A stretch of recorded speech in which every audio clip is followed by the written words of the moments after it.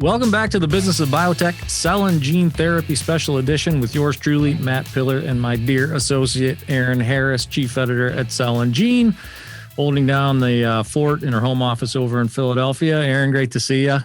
Same to you, Matt. So today we're talking about a startup's antibody cell conjugation and chimeric antigen receptor therapies with Acepodia CEO, President, and co-founder, Dr. Sony Hsiao, and VP of R&D, Dr. Mark Gilbert. Dr. Hsiao, Dr. Gilbert, welcome to the show. Hi, Matt. How are you? Happy to have you guys. So before we get rolling, into the bulk of the meat of the interview, I want to get to know you guys a little bit better. And Dr. Hsiao, I want to start with you. You know, we've talked in the past, and you're one of the younger founders that I've talked to. And just to give our audience a little bit of background, after earning your PhD in chemistry and molecular cell biology at UC Berkeley, you stayed there in academia for a year or so as a research scientist before joining the oncology-focused biotech startup Erin as chief scientist for about a year. And then, bam, Acepodia. So I'm curious about how you sort of came to launch this company just a few years out of your PhD program. Yeah, so that would be first.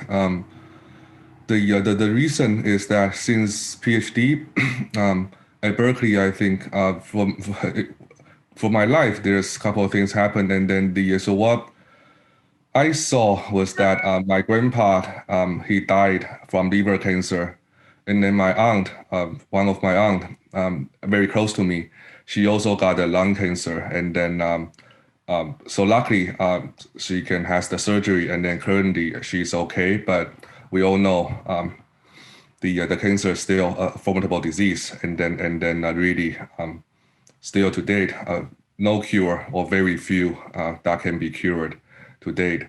So that's kind of the since even the PhD, so 10, 15 years ago, and then from my PhD at UC Berkeley, I'm lucky to be in the lab that's at the interface of chemistry and cell biology. And then that's also my PhD is in chemistry and then also molecular cell biology. And then by the time from my research and then for my interest and then doing the work in the Bertozzi lab, that was on we kind of doing using chemistry as a tool to study and then enhance biology or cells per se. And then by the time we see that to fight a very complicated disease like cancer, we need equally sophisticated army, and then we think that lies in cells. So cell is our building block of our body, and then our immune system composed of immune cells. So they are a very sophisticated and then well-trained army. So we see that they will, and then they can be the future, and then maybe provide us a cure, or maybe potentially some light shed into the oncology. So that's the very beginning, even at the PhD time, kind of already on the road towards making what we do or what Acepodia do today. And then also during the PhD at the interface of chemistry and then biology, I invented ACC, so antibody cell conjugation. So it's a chemical conjugation to link the antibody to the cell. So it's really very few research before us that's doing the chemistry on live cells, because traditionally they are viewed as a different territory. So chemists doing chemistry, cell biologists doing cell biology. And then I think we're a pioneer, the Bertozzi lab and then a couple of the chemical biology lab. We started doing things that kind of combine the chemistry and biology, and then so that's the core platform we develop using the chemical conjugation to enhance the immune cells. And then by the time I think still as a chemist, for me I was hoping to if it's really a beneficial and then potential product or platform, at least to me, I hope that can benefit patients. So that leads towards my couple more year research, and then also the chief scientist, and then start Acepodia. So kind of the evolution, I would say, from my PhD career, and then life from the time set for the ambition, and then also the professional expertise in using the chemistry to enhance cells, to enhance immune cells, to help them fight cancer. Yeah. What was the most difficult thing for you, Dr. Hsiao, when it came to kind of moving from the lab, from that, very, very science-oriented position into a position of entrepreneurship, starting a company and all that came with it? What kind of, tell me about that transition. What was going on in your mind, and what you found particularly challenging about launching a business around the science that you played such a hand in producing? So I think that's really a learning process, and then the challenges, I would say, is really a transition from academia to industry, and then the challenges we encounter, and then also we see that will be the more on the production side, the manufacture. Mm-hmm. So for us, do the science is what we're good at, and then also even to date, Acepodia, we have a 25 employee, mostly at master and then PhD.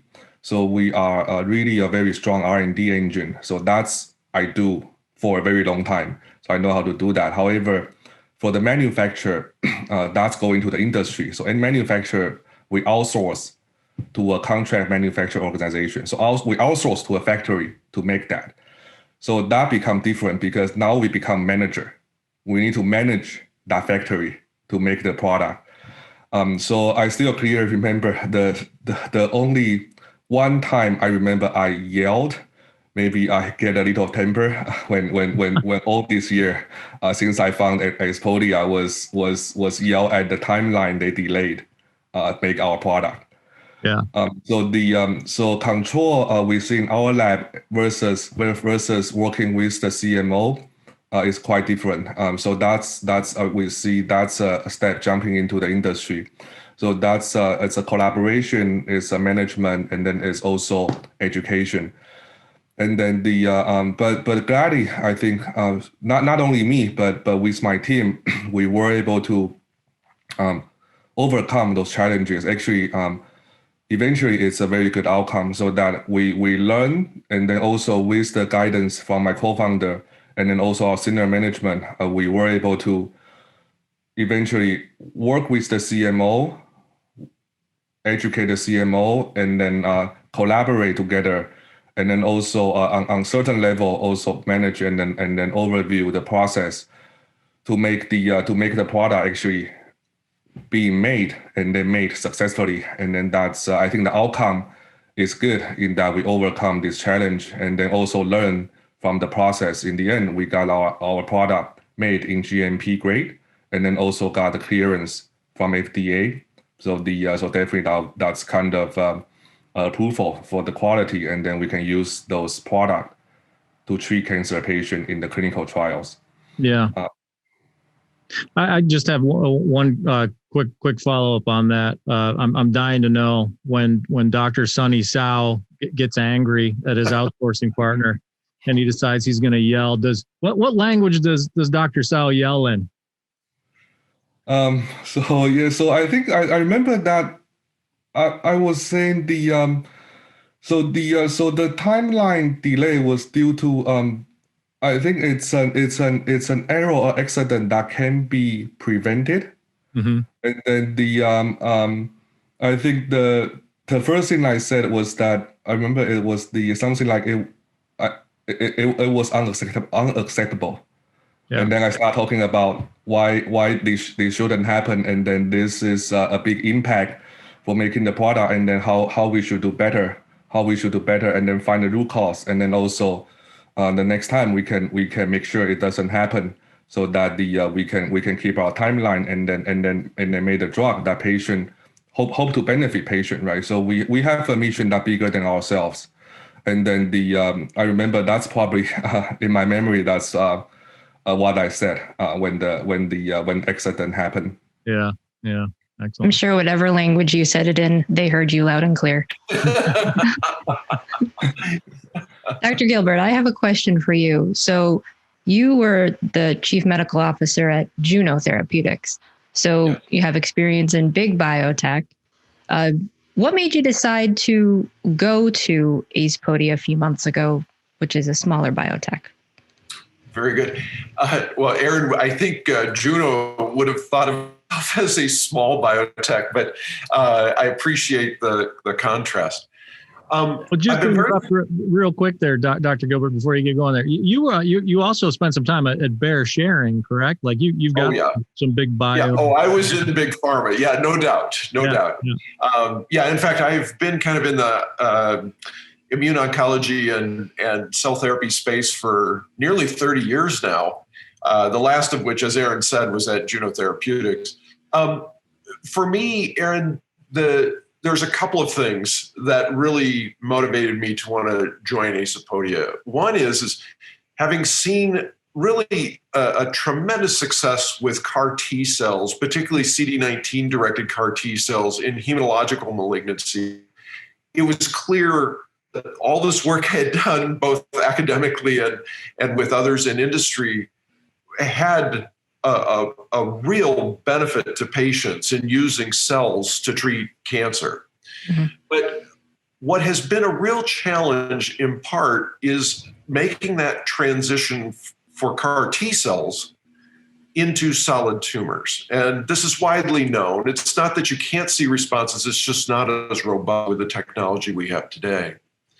Now, like others, including Sony, my family has lived with, battled cancer in a number of different ways, lost that battle. I'm very motivated to try to get cell therapy to work in solid tumors. Mm-hmm. The challenge before us with any cell therapy is that, and I'm going to go kind of high level here, that we treat solid tumors or cancer as if it's one thing. And even if we choose breast cancer or lung cancer, these are now 20 to 25 different diseases with a myriad of different agents. Mm-hmm. Well, why is this important? Well, if you're going to bring a cell therapy in, one of the things that would be critical to having that have an impact early is integrating into the treatments that we have, rather than treating at the very end of the line for treatment for any setting. What Acepodia has developed in developing a manufacturing process that's very simple, it's very straightforward within that, and as a result becomes cost effective, is the fact that you could deliver these cells integrated into these other therapies, because now we're not paying hundreds of thousands of dollars for an agent. Obviously, I don't want to do something to disrupt that therapy if I'm paying that much money. And I think this is a critical step that many have not fully appreciated in making these very technically sophisticated therapeutics. I encourage my colleagues in the field to continue to move that frontier forward. But in the immediate term, there is a real need to improve upon these therapies. And I think Acepodia has a platform that can do that. That's what's motivated me. Good. It brings up Dr. Gilbert, you brought up, the fact that this is a sophisticated therapeutic, and it's a good pivot point to shift back for a couple questions I have for Dr. Hsiao around, the business of biotech seeks to sort of help and educate your biopharma peers around the development or building of the business, right? So when you're building this business around a differentiated, sophisticated therapeutic, Dr. Hsiao, and you're looking to build the team, what's challenging about finding appropriate matches in terms of, people like Dr. Gilbert, for instance, to bring on board who get it, who fall in line, who understand the mission, not just the mission, but the science behind it. What's challenging about that, and how do you overcome it? Finding matches as far as building the team is concerned. So I think it is a critical mission for us since the very beginning, from number wise from 1 to 10 to from 1 to 10, 10 to 20, and then now 25. It's just for us the experience that it's really the great team or a very dedicated team can make things work. So that so that's always been our focus, and then to find the right people, I think there will be for us, because we start as more of a science focused or science driven company. I think for most of the talent, and then our very strong and experienced leadership, for example, Mark, that would be that will to me first thing is through the science we do, and then the platform we developed, and then to see if it's really of interest, or is it exciting, or as a potential tool for the oncology. I think for us mostly, no matter is the scientist or even our operation people, a little bit I will be the or up to the senior management.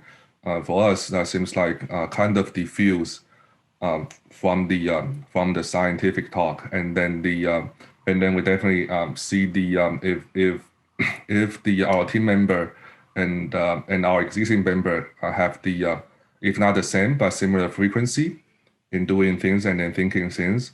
I think for us, we focus on the teamwork and then communication and then also transparency, so that we think, and also I think within the whole team, a very good environment we have is that we can very open to communicate things and then share our thoughts, and then to make the better product and then also the better company. I think it's essentially important for us because our platform is very versatile.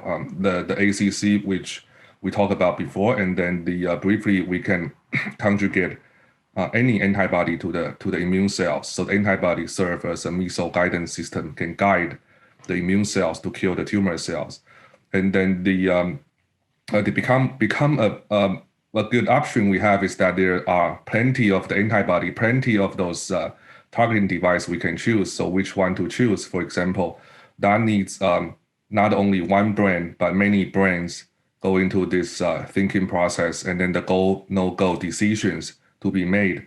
I think it's very good is that through our talent recruiting or engage the strong and the experienced leaders, senior management team is all on this first science-driven, and then second can share the same core value to be openly discussed, communicate, and then have the same goal to make eventually a better or more potential product to help patient. Mm-hmm. Was there something particularly, I want to kind of bring both of you into the conversation. Was there something particular strategic about the timing of bringing Dr. Gilbert on board? Just a couple of months ago, Dr. Gilbert, did you join Acepodia? Yeah, you're going to test my memory here now, Matt. I think it was a little bit more than that. It was almost 6 months ago, but was it that long? It's short. It's relatively short, yes. Yeah. Okay. So, as Dr. Hsiao, as you're talking about sort of the development of the therapeutic and bringing, talented brains onto the project. 6 months ago when you were bringing Dr. Gilbert on board at that time, that specific position, VP of R&D, is it a sort of a strategic point in the maturity of Acepodia that kind of, I guess, predicated his joining the team? Yes. So that's also with the timing, we become a clinical stage company. So that we got our R&D approval in January this year. And then we start our clinical trial in the US, MD Anderson, and then other cancer centers, Q2 this year. So that's the time we see that we become a different stage, the next stage of the phase of the company. And then we clearly know treating human is different from treating mice. I would say I'm an expert in treating mice. Probably cure a couple of mice. However, I'm smart enough to know that I'm not I'm not expert or with MD.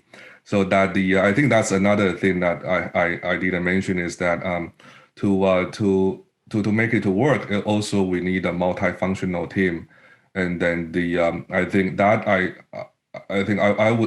would more think the contribution go to my co-founder Dr. Pat Yan, our executive chairman. He definitely also have more experience in the industry in Juno and then Roche, and then I work with him to be our leader, and then we kind of can foresee what function and then what talent we will need for different aspect of the company, including clinical, including operation, including manufacturing, including regulatory, and then all together to make it to work, because it is for us the new drug development or the new drug industry. Those are all needed to finally can push a product forward. The Business of Biotech is brought to you in partnership with Cytiva. Together, we're committed to helping the leaders of new and emerging biopharma companies navigate the financial, organizational, human resources, and regulatory waters you'll encounter on your way from discovery to the clinic and beyond. Check out a host of useful resources for biotech leaders at Cytiva's Emerging Biotech Accelerator at cytivalifesciences.com/emerging biotech.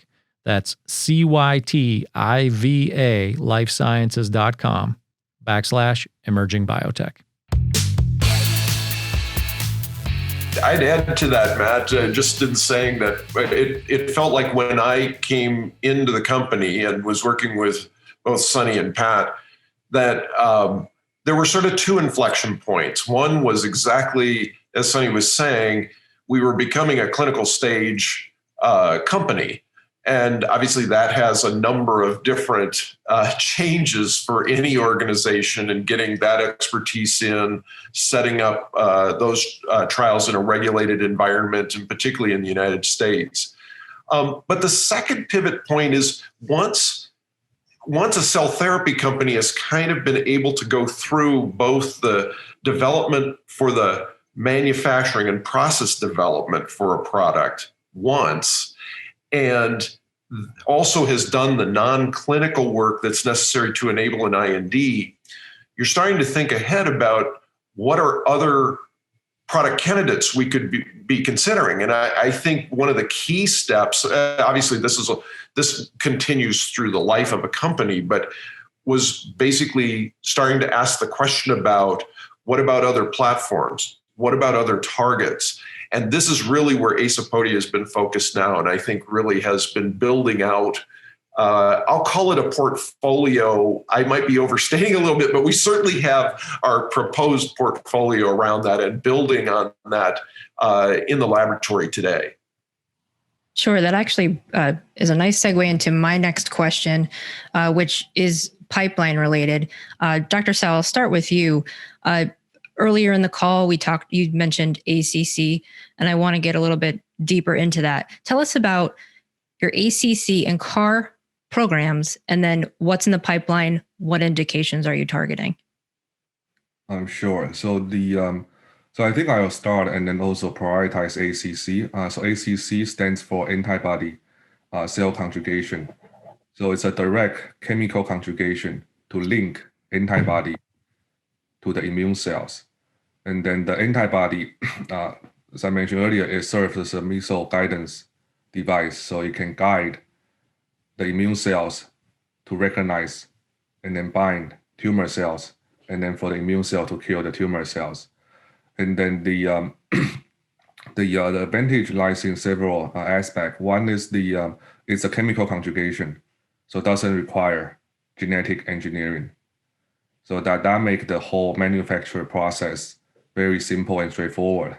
And then that leads to the low or lower cost of good, and then be more affordable cell therapy drug. And then the second is that we can conjugate many, actually hundreds of thousands of antibodies, so hundreds of thousands of the targeting device on the immune cells.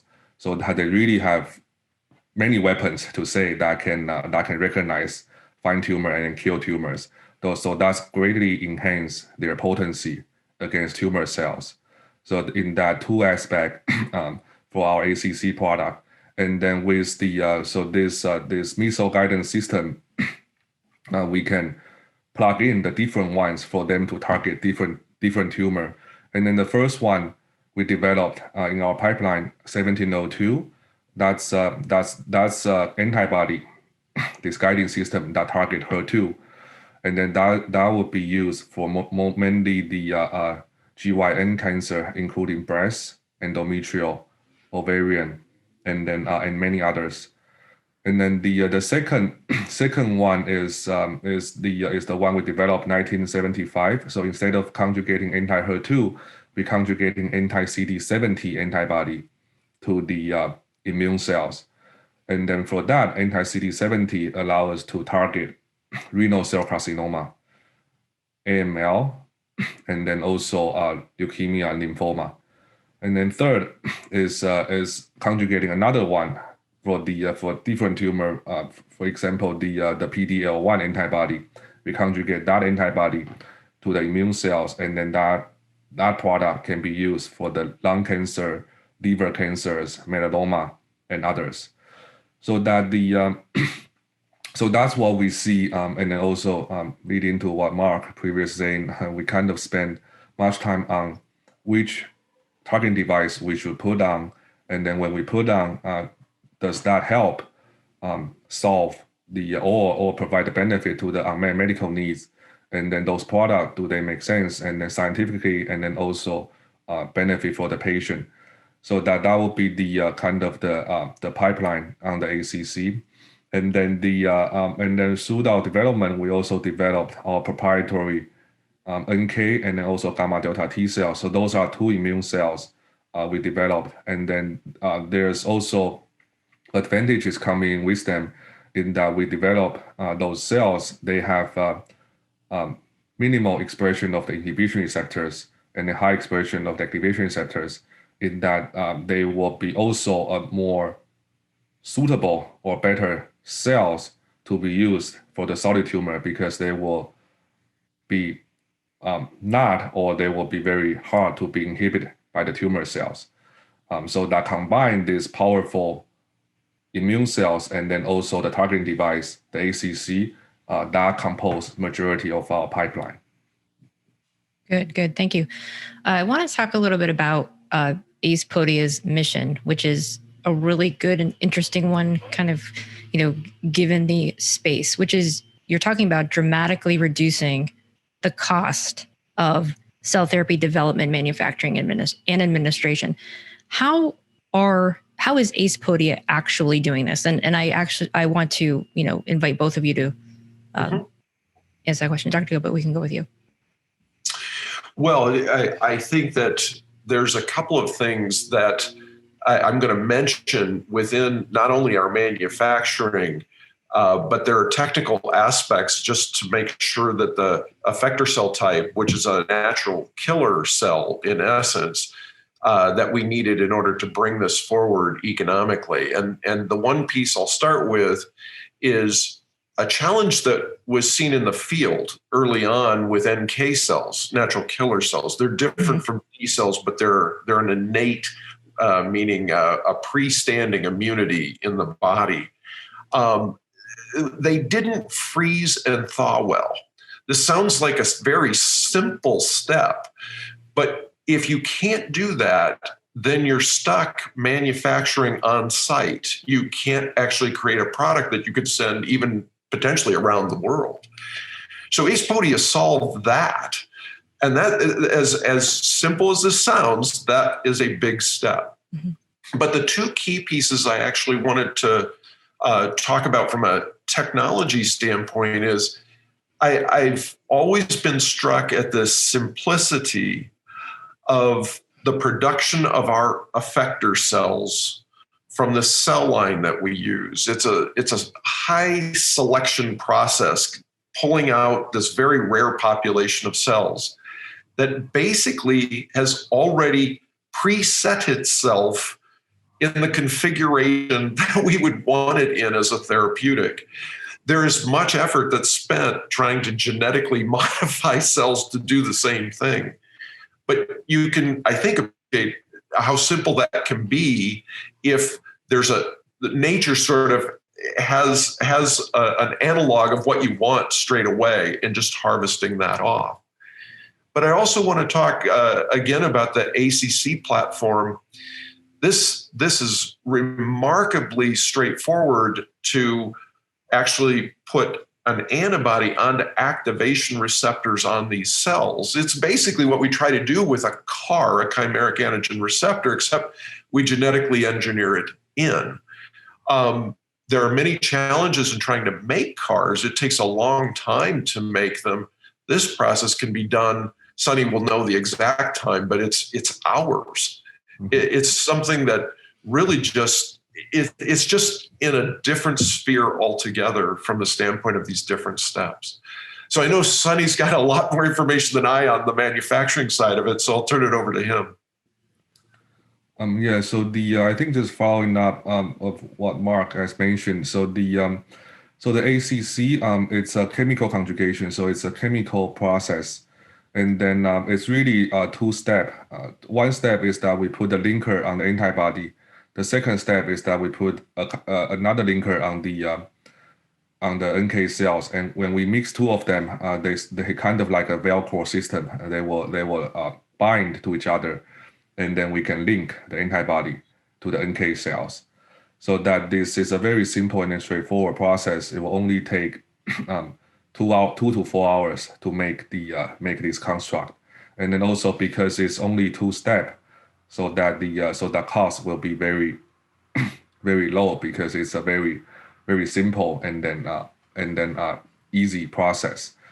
So also I think in comparison to the genetic engineering ones, that usually require longer time, and then also require the virus, and then probably the most is that because it changed the genome of the cells, so that there will be much more QC assay you need to do. You need to make sure the cell doesn't become malignant or doesn't get changed in the way that's not desired.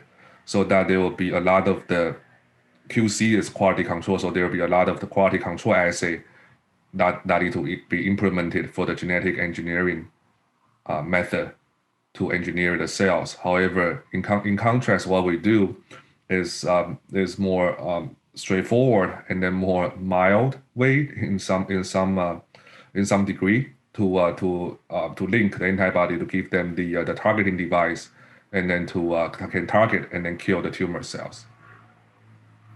You hit on a couple of points there, Dr. Hsiao, that I want to try to drill down on if we can. I know these may be difficult questions to answer at this point, in your clinical journey. But if you look at this reduction, just you look at two things: time and cost. You've referenced time and cost. Less time, lower cost. Are you able to project at all, like quantify the potential cost savings, the potential time savings? You mentioned 2 to 4 hours as opposed to potentially weeks or months. Can you further quantify what you anticipate? I know it's kind of forward looking, but can you further quantify what you anticipate in terms of savings of time and cost? Sure. So so making that is 2 to 4 hours. However, the product, as Mark was mentioned, because our product can be cryopreserved, so we actually made them and then ship to the hospital. And then when the patient need to use, so clinician can just thaw a vial and then infuse the drug directly. So this is so-called off the shelf.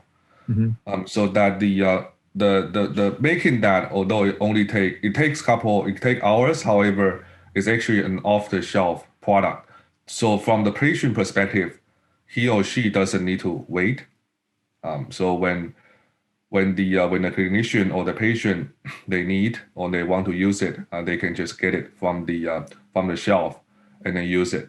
So that's regarding the time. So from the patient perspective, they don't have to wait for the drug being made. And then for the cost perspective, I think for the current cost, at our current manufacturer, which is currently a small scale for the clinical trial.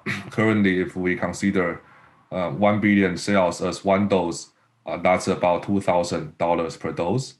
And then we foresee that if we go to the large scale commercial scale, the cost can be further trimmed, and then I will become probably around $500 to $1,000 per dose. So that will be the projection on time and cost. Sure. Dr. Hsiao, as we're talking about manufacturing at scale, what do you anticipate the most challenging aspects of that to be, and what are your plans or thoughts to overcome those challenges? So I think the bigger challenge is also the thing that we haven't done. As I mentioned, that's currently we're at small scale, but even we call small scale, that's already one GMP run provide more than 200 billion cells, but we still call that small. So that the future, if that's in the large scale or we call commercial scale, that will be trillion cells per manufacturer run. And then the challenge will still lies in the scale up. Although sometimes we say you can make one cells become 100 cells. You can make 100 cells to become 10,000 cells. But sometimes that work on math. but at the manufacturer it will take some effort. So to scale up, because they will be in the bigger bioreactors. They will have more reagents. And then there's a thermodynamics and then also kinetics going into it. So that even if even they be in the same concentration of media, supplement, and then reagents, the kinetics may be different because now you have bigger volume and then more cells, and then you need to rotate them or spin them so that make them become homogeneous. And then those will need to be addressed and then solved.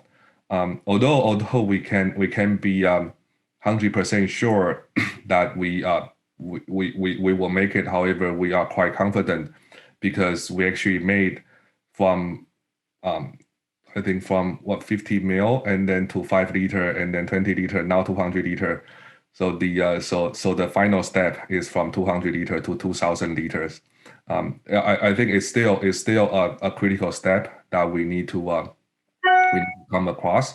But we're confident in that we kind of already doing the scale up from the lab to the current manufacturer scale, so that I think we have learned in the process the properties and then the tendencies of our cells, and then we hope and then we think we can make it that to put them in a larger scale, 10 times into the 2,000 liter bioreactors. Dr. Gilbert, I know your response to this question may be a bit guarded because your boss is in the room. would you agree? Well, now that I know he'll yell at me, yes. Would you agree? So six months on the scene, would you agree with Dr. Hsiao's assessment of the next big challenges that lie in front of Acepodia, or would you add anything to that list? As the guy responsible for R&D and where the product's headed, when you kind of step back and look, anything else you'd kind of add? Yeah, I think two points. The first, I want to just add on the manufacturing side, one specific point. Sony is making this scale up sound very straightforward and simple. Certainly within their hands, they have done that. That's actually the proprietary process we have. That it is there are several patents around this. It took time to develop for sure. And for any cell therapy company, this is probably the biggest thing, whether it's individualized cell therapy or if it's so-called off the shelf. But I appreciate your question as well, because the real next big step for us is clinical proof of concept. And as we mentioned earlier, we're a clinical stage company, but we're just in the early phases of our first in human trial with ACE 1702. This is the as people may remember, this is the HER2 directed product that we have with the NK cell effectors. Some may think that, HER2 as a target has already been covered by many companies, both through monoclonal antibody therapies as well as what's known as antibody drug conjugates, antibodies that are attached to a chemotherapy element.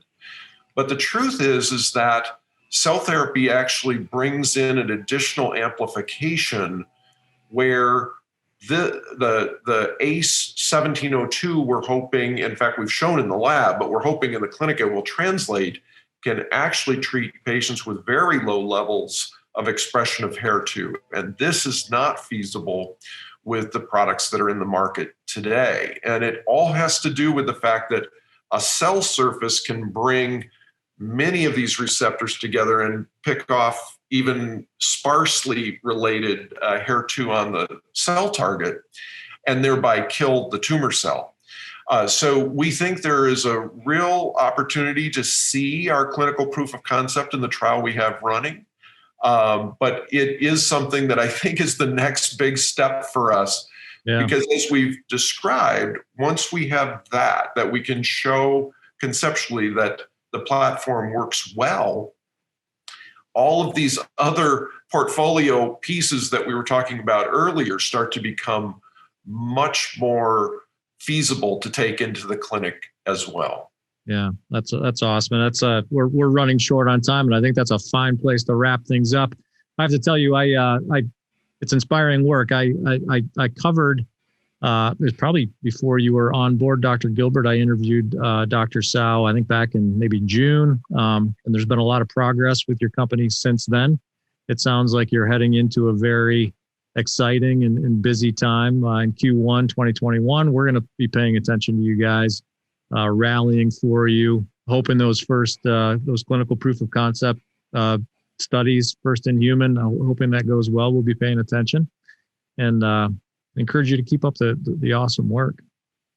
Very good. Well, really appreciate you taking the time to talk with us today. It was our pleasure. Our pleasure. We thank you guys for joining us, and we'll do it again. We'll check in with you when we've got some more to report. But in the meantime, that's Erin Harris, Dr. Sony Hsiao, Dr. Mark Gilbert at Acepodia. I'm Matt Pillar, and this is the Business of Biotech Cell and Gene Therapies edition. We're produced by Bioprocess Online in partnership with Cytiva. If you don't know Cytiva, by the way, you should. The company formerly known as GE Healthcare Life Sciences is committed to new and emerging biopharmas like Acepodia.